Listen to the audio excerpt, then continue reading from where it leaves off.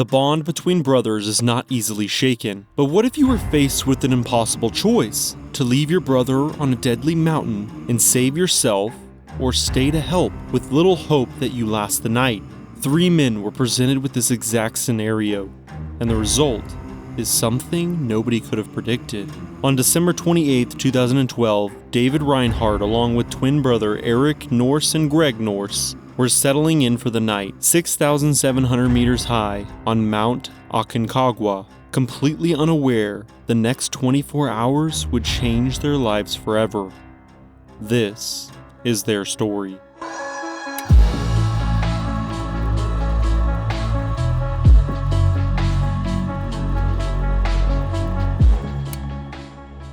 Eric and Greg Norse had a special relationship. Like all twins, early in life, they were naturally competitive with each other. They would always be best friends and looked out for each other, lending a helping hand when the other was in need. Nothing could come in between them. The Norse Brothers attended Oregon State University in the late 1980s, and through a fraternity were introduced to David Reinhardt. Within 2 minutes, the 3 men were friends. It was just one of those relationships that instantly clicked. It also helped that they all bonded over a shared hobby, extreme sports.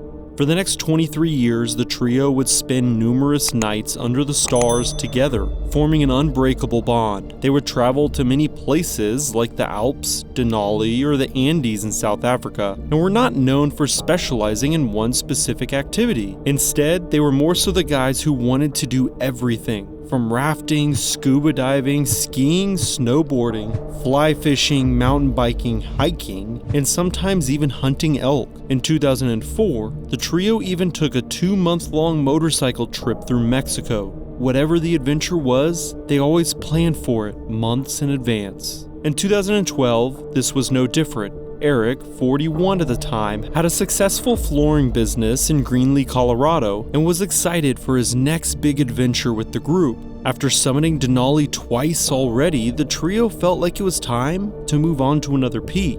And so they chose Mount Aconcagua in Argentina, one of the original 7 summits. The 7 summits are the highest mountains on each of the 7 traditional continents and provide an intense challenge for those brave enough to attempt each peak. Aconcagua is the tallest mountain in the South American plate, with the max elevation reaching 6,961 meters, or 22,838 feet.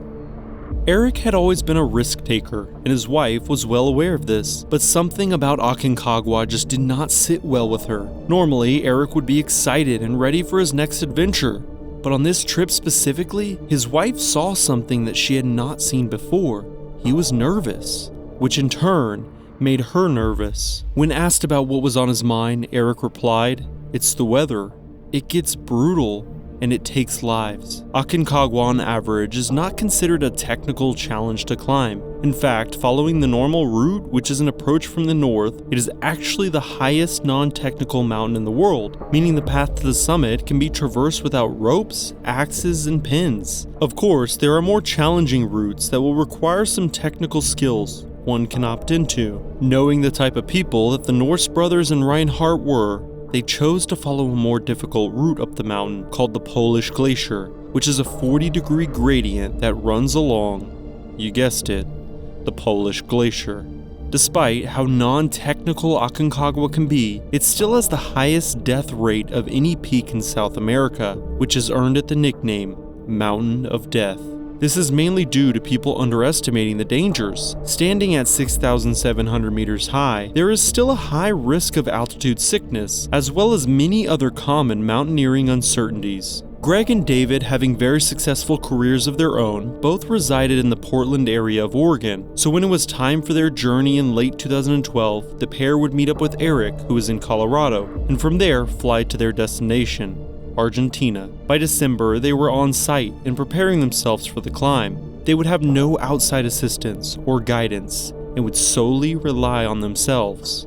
It is common for mountaineers to perform acclimatization trips before climbing Aconcagua, so I imagine the trio had to at least know this, but I can find no record of them performing such trips, so I honestly cannot say for certain if they did or did not complete all the necessary preparations before attempting the summit. They did not start their summit push until the very last week of the year, so as you can imagine, the temperatures were cold. On average, it would be negative 25 degrees Celsius, or negative 13 degrees Fahrenheit.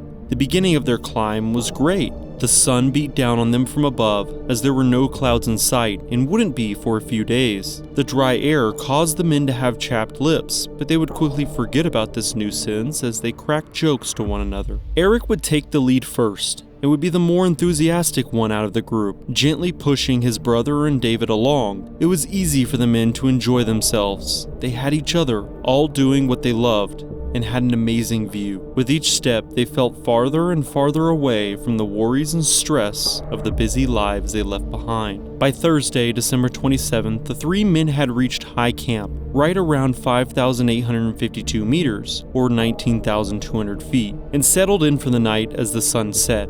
They were tired, but knew they needed to be mentally prepared for the next day. The hardest part of their climb, along the Polish glacier, would be tackled in the morning, and if they were successful, then the summit would follow. In mountaineering, timing is very intentional. Many climbers will start their summit push very early in the morning, as this will not only allow them enough time in the day to safely return, but without direct sunlight, the snow will become more compact, and therefore safer to traverse. This is common no matter what peak you are on, and the trio knew this. The men woke up that Friday by 3 a.m., huddled together in the freezing temperatures, wishing for more warmth. After a few minutes and some stretches, the excitement began to build. Each of them could feel it. It was summit day, and there was no other feeling quite like it. They took about an hour to get ready, got a bite to eat, and gathered up their equipment before starting their day at 4 a.m. After high camp, the route they were following greatly increased in difficulty, more than the Norse Brothers or David could have predicted. The terrain transitioned to mostly ice with little snow for traction. The incline was also steeper than anticipated. Up until this point, they really had not used their ice screws or axes, but certainly needed them for this section of the traverse, relying on their crampons to hold their feet. One wrong move would send a man tumbling down the mountain to his death. Because they failed to spot the difficulties of the Polish glacier, the men did not bring enough supplies for longer ice climbs, so instead, each section took much longer than normal, as they had to reuse supplies. As you can imagine, this was also a very tiring process, and before long, the sun was well in the sky, marking midday.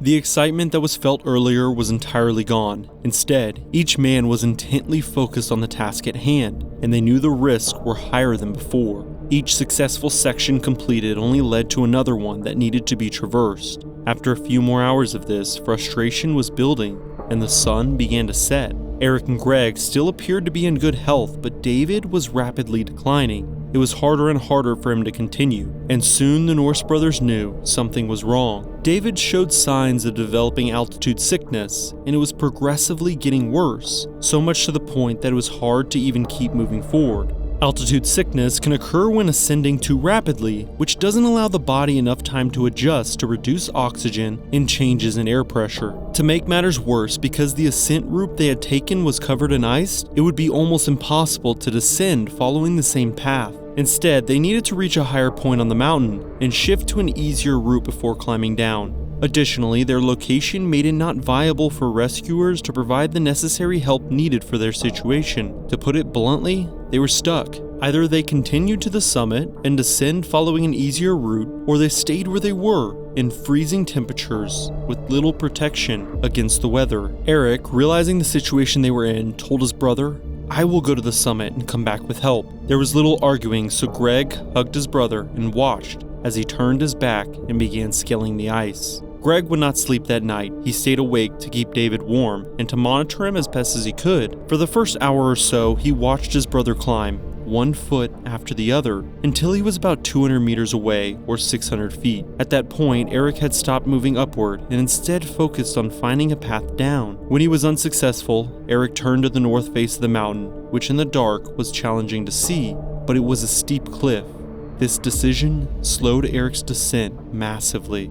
Greg, on the other hand, patiently waited, listening to David breathe. Luckily, the sky remained clear, and there seemed to be no other immediate danger.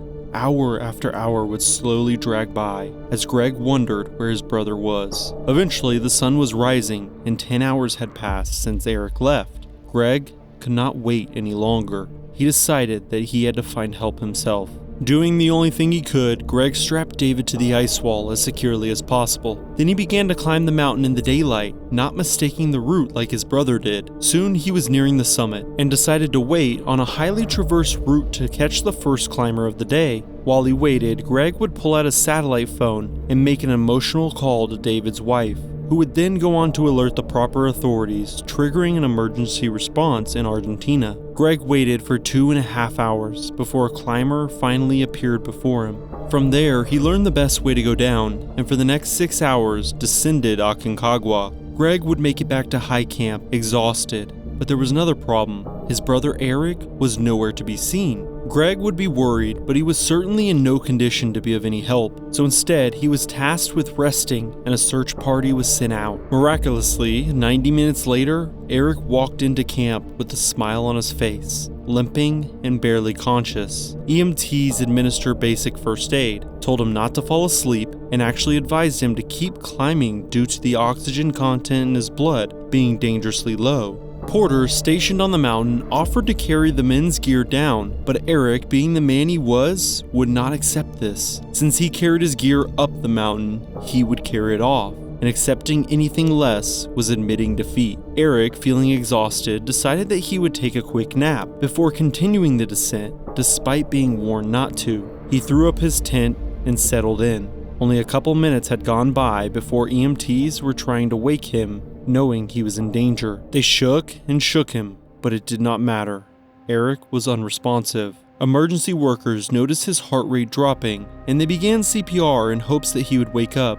But alas, it was not meant to be, and Eric would die on Aconcagua. The medical classification was a pulmonary edema. Fluid had filled his lungs, and there was no chance of survival. David's family would learn about the news and coordinate a recovery. His brother flew out to Argentina and met up with Greg while an investigation was ongoing. It would take 2.5 days for rescuers to retrieve David Reinhardt's body on the glacier. Rescuers were dumbfounded when they found his body, as he was 150 meters higher than where Greg had left him. Like most of the stories I cover, this one ends in tragedy. 3 men, brothers in life, and wanting to enjoy the outdoors, took on Mount Aconcagua excited, ready for the challenge. They had experience with extreme sports and were not beginner climbers, but when you are in high-risk situations, sometimes it just does not go your way. All 3 men knew this. Their loved ones would go on to state they loved the outdoors, they loved each other, and their families. They came down here for a great adventure, and it, unfortunately, didn't go well.